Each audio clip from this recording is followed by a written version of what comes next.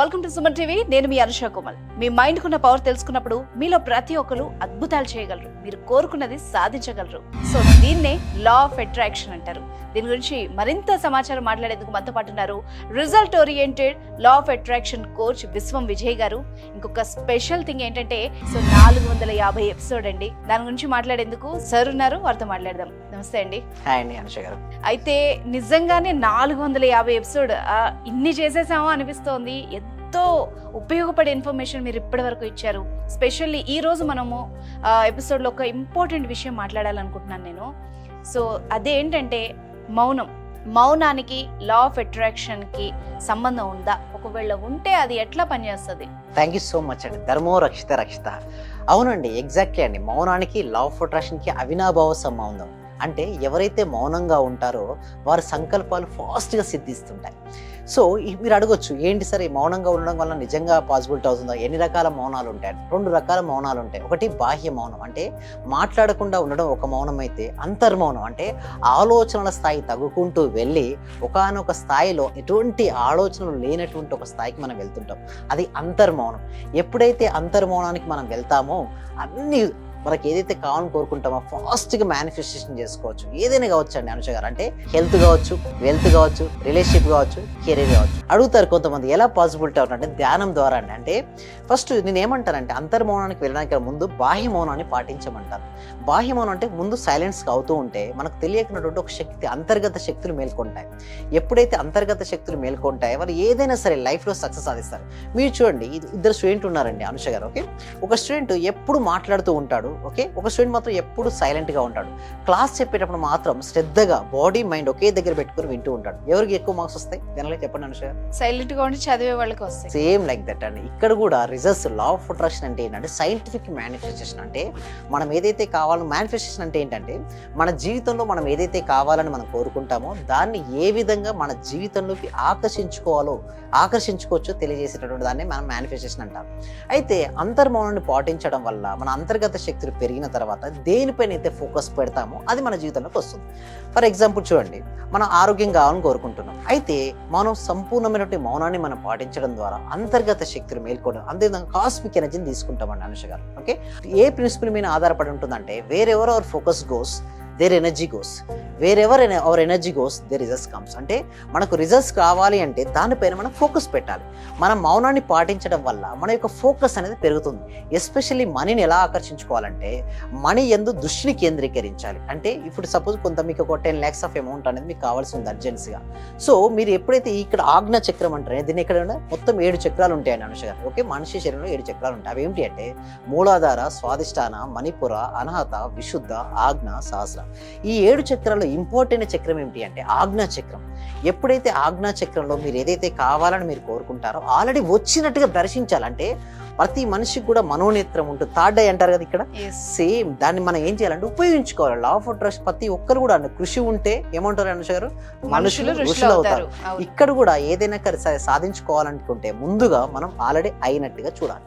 అయినట్టుగా చూసినప్పుడు విశ్వం ఏం చేస్తుందంటే మనకు వివిధ రకాలైనటువంటి దానికి సంబంధించిన పర్సన్స్ మన దగ్గరికి పంపిస్తుంటుంది. ఆపర్చునిటీస్ ఎదురవుతుంటాయి, సిచ్యువేషన్స్ మనకు అనుకూలంగా మారిపోతుంటాయి. దీని ద్వారా మనకి ఈజీగా మనం దాన్ని సాధించుకోవచ్చు. ఏదైనా కావచ్చు అండి, అదే ఆరోగ్యం కావచ్చు, ఆనందమైన, ఐశ్వర్యమైన ఏదైనా సాధించుకోవాలంటే సంపూర్ణమైనటువంటి మౌనం. ఇంకా గొప్ప గొప్ప గ్రేట్ సీక్రెట్స్ను లాస్ట్ వరకు అయితే ఎవరైతే ఉంటారో వాళ్ళకి నేను రివీల్ చేయబోతున్నాను. ఇంకొకటి విషయం ఏంటి అనుష గారు, చాలా మంది ఏంటంటే లా ఆఫ్ అట్రాక్షన్ ఇంకా తెలుసుకోవాలనుకుంటారు.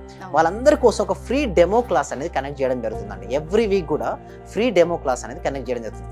ఈ డెమో క్లాస్ ఎలా ఉంటుందంటే ఆన్లైన్లో జూమ్లో ఉంటుంది.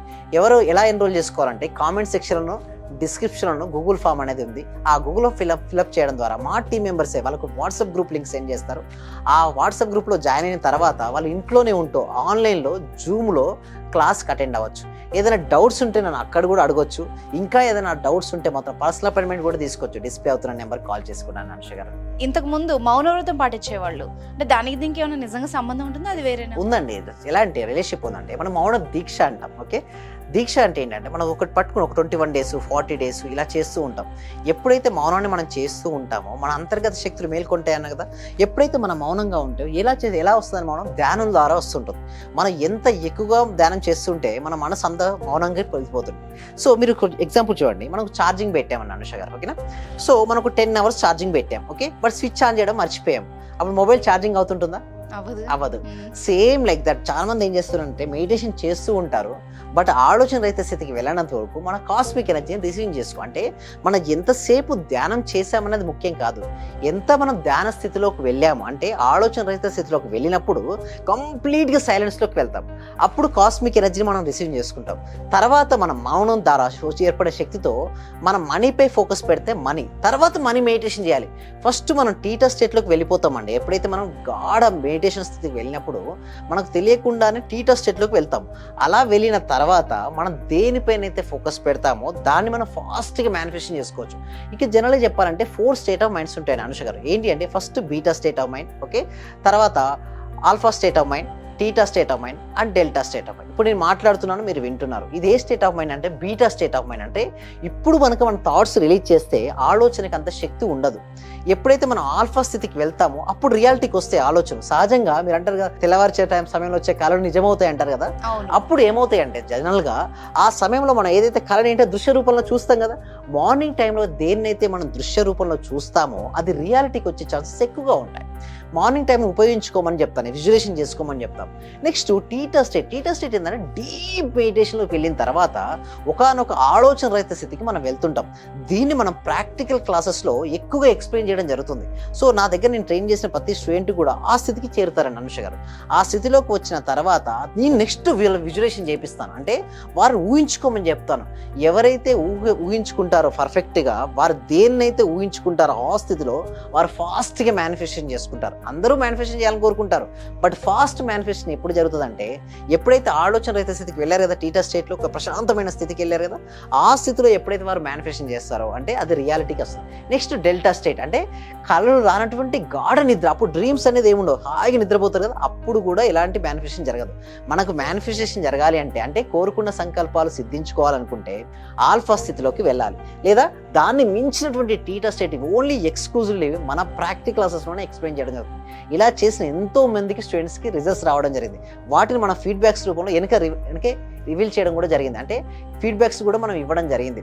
సో ఎప్పుడైతే ఎంత ఎక్కువగా వాళ్ళు సాధన చేస్తారు, మీరు ఇందాక అన్నట్టుగా మౌనం అన్నారు కదా, మౌనాన్ని వ్రతానికి మౌన దీక్షకి ఇదే తేడా అండి. మౌన వ్రతం జనరల్గా ఉమెన్స్ చేస్తుంటారు, జెంట్స్ మౌన దీక్ష చేస్తారు. సేమ్ అండి, సింపుల్ అండి. మౌనం అంటే ఒకటండి, మౌనం ద్వారా ఏర్పడిన శక్తి అనేది అమోఘం అండి. ఎందుకంటే ఒక శక్తి అనేది మనం మాట్లాడకుండా తగ్గుతుంది కదా, మన ఎనర్జీని ఏం చేస్తున్నాం, సేవ్ చేస్తున్నాం. Energy never created, never destroyed, it will transfer one form to another form. Like that మౌనం ద్వారా వచ్చినటువంటి శక్తిని మనం ఏం చేస్తామంటే మనకు కావలసిన సంకల్పాలపైన మళ్లించడం జరుగుతుంది. దీని ద్వారా రిజల్ట్స్ అనేది గ్రేట్ రిజల్ట్స్. అంటే సింపుల్ చెప్పాలంటే మనం ఎంతసేపు మెడిటేషన్ చేసామన్నది ఇంపార్టెంట్ కాదు, ఎంతసేపు మనం మౌనంలోకి వెళ్ళామన్నది ఇంపార్టెంట్. మనం 24 hours పెట్టాము బట్ స్విచ్ ఆన్ చేయలేదు, ఛార్జింగ్ రాదు. మనం 24 hours మెడిటేషన్ చేసాము కానీ ఆ స్థితికి చేరలేదంటే రాదు. ఆ స్థితికి ఎలా చేరాలి, ఎలా మనం మౌనాన్ని పాటించాలి అనేది మన క్లాస్లో స్టెప్ బై స్టెప్ ఎక్స్ప్లెయిన్ చేయడం అనేది జరుగుతుందండి. Thank you very much sir. And viewers చూసారు కదా, సో లా ఆఫ్ అట్రాక్షన్ గురించి మీరు కూడా క్లాసెస్కి జాయిన్ అవ్వాలి, అటెండ్ అవ్వాలి అనుకుంటే కనుక కింద ఉన్న నెంబర్కి డయల్ చేసేయండి. Thank you so much sir. విషయం ఏమంటే గురుగారు, నేను చిన్న విషయంలో కనెక్ట్ అయ్యాను, బట్ నేను ఒక విషయం అయితే క్లారిటీకి చెప్పగలను. చెప్పండి. మన క్లాసు ఇది వరకు నేను చాలా క్లాసులకు వెళ్ళాను. అంటే నేను ఫస్ట్ నుంచి చదివినప్పటి నుంచి కూడా చాలా గురువులను కలిశాను, చాలా క్లాసులకు వెళ్ళాను.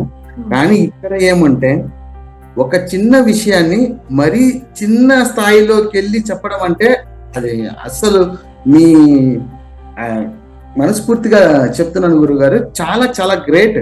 ఇక్కడ ఉన్న వాళ్ళే ఎంతమంది ఉన్నారో అందరూ కూడా కొన్ని కోట్లు ఇచ్చిన ఇటువంటి సబ్జెక్ట్ దొరకదు సార్.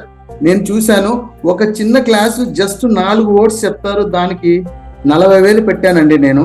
మా మిస్సెస్ అడిగితే ఏమనిందంటే, ఇంత డబ్బులు ఎందుకు పెట్టావు, నువ్వు దానికి పోవాల్సి వచ్చిందా అని అడిగింది.